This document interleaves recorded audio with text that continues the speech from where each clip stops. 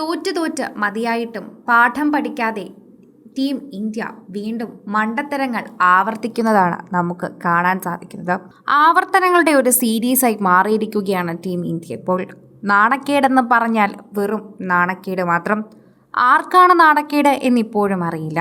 സഞ്ജുവിനെ എടുക്കാൻ സമ്മതിക്കാത്ത അംഗങ്ങൾക്കാണോ, സഞ്ജുവിനെ എടുക്കാത്ത ടീമിനാണോ, ക്യാപ്റ്റനാണോ, കോച്ചിനാണോ എന്നതുപോലും നമുക്ക് വിശദമാക്കാൻ സാധിക്കില്ല.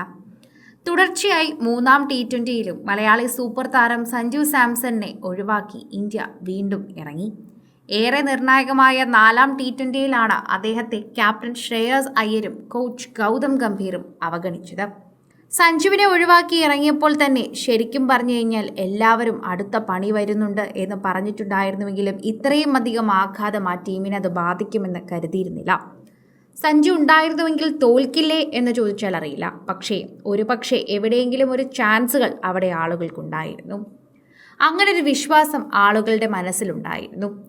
തൊട്ടു മുൻപത്തെ മാച്ചിൽ 124 റൺസിന്റെ റെക്കോർഡ് പരാജയം നേരിട്ടിട്ടും ബാറ്റിംഗ് ലൈനപ്പിലോ ഓർഡറിലോ ഒരു മാറ്റവും വരുത്താൻ ടീം മാനേജ്മെന്റ് തയ്യാറായില്ല. സഞ്ജുവിനെ വീണ്ടും ഒഴിവാക്കിയതോടെ ആരാധകരോക്ഷം ശക്തമാക്കിയിരിക്കുകയാണ്. ഇനിയൊരു T20യിലും ഇന്ത്യ ജയിക്കരുതെന്നാണ് സോഷ്യൽ മീഡിയയിൽ പലരും ആഞ്ഞടിച്ചിരിക്കുന്നത്. ബാറ്റിംഗിൽ ടീം പതറിയിട്ടും സഞ്ജു സാംസൺ ഒരിക്കൽ കൂടി തഴയപ്പെട്ടിരിക്കുകയാണ്.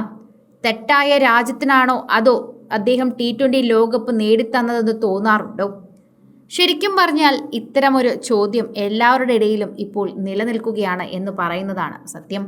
അത്രമാത്രം നന്ദികേടാണ് കാണുന്നത്. കാരണം അവർ അത് അർഹിക്കുന്നു. ശ്രേയസ് അയ്യരുടെ ടീം ജയിക്കുന്നത് കാണാൻ ആരും ഇപ്പോൾ ആഗ്രഹിക്കുന്നില്ല.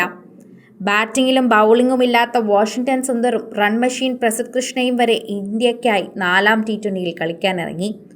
എന്നിട്ടും സഞ്ജു സാംസണിന് അവസരമില്ല. ഇതെന്ത് തീരുമാനമാണ് നിങ്ങൾ ഉണ്ടാക്കുന്നത്? സഞ്ജു സാംസൺ നിരന്തരം വഞ്ചിക്കപ്പെടുകയാണ്. അവർ താരങ്ങൾക്ക് അവസരം നൽകാൻ ആഗ്രഹിക്കുന്നു. ഇത്തരത്തിലുള്ള ഒരു കാര്യവും ഇതിനെക്കുറിച്ച് സംസാരിക്കുന്നു. എന്നാൽ കഴിഞ്ഞ ദിവസത്തെ തോൽവി സഞ്ജുവിനെ എടുക്കാത്തത് കൊണ്ടല്ല എന്നതാണ് നമ്മൾ മനസ്സിലാക്കേണ്ടത്.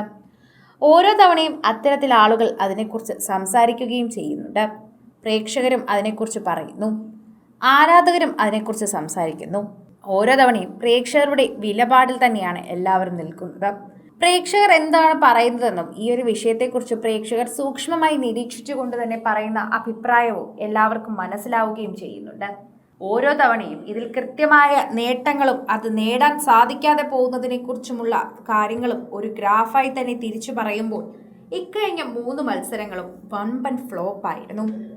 ആര് വരാത്തത് കൊണ്ടോ ഇല്ലാത്തത് കൊണ്ടോ എന്നതിലല്ല കാര്യം, മറിച്ച് ശരിക്കും ടീമിന് ഒന്നും ചെയ്യാൻ സാധിച്ചില്ല എന്നതാണ് കാര്യം.